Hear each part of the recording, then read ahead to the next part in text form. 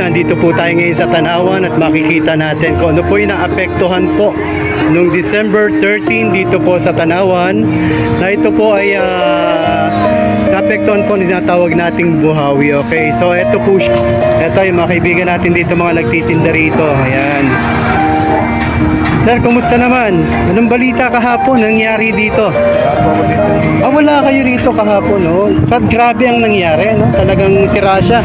Pero kahit gaano katiba yung bakal, kayang-kaya pa rin, ano?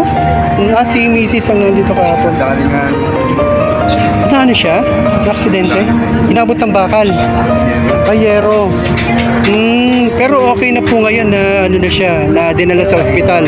Matahina. So ayun, may mga naapektuhan po rito. Talaga po kasi kalikasan po ito, hindi natin makakayang kontrolin, ano? So ayan po. Kaya mahirap po talaga pag dumarating ganitong mga sitwasyon. So ito mga ka-BP, na makikita nyo ang nangyari. Ayan. Tayo ngayon sa area o lugar na kung saan po ay naapektuhan po noong December 13. Ito pong lugar na ito ng Buhawi.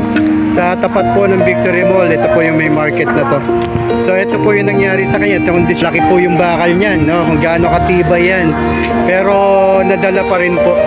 Yan. Nadala pa rin po siya. Nasira siya dahil po sa sobrang lakas po ng hangin na dumaan dito noong December 13. Yan. So ito, inaayos na po nila yung ibang gamit. Ito po yung mga nag-aakot na ng gamit nila. Yan guys, ayan po mga ka-BP, sira po ibang gamit. At sa lugar nga po daw doon, sa harapan doon, meron daw pong nabagsakan pa ng yero. So na-hospital nga, pero okay naman daw siya ngayon.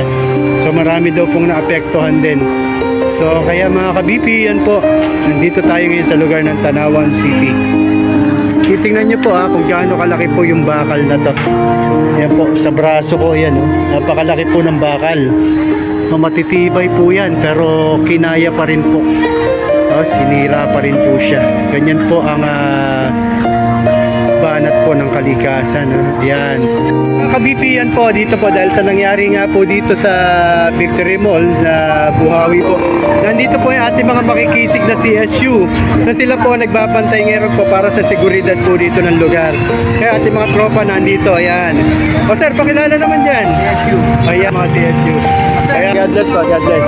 Yes sir, God bless. God bless.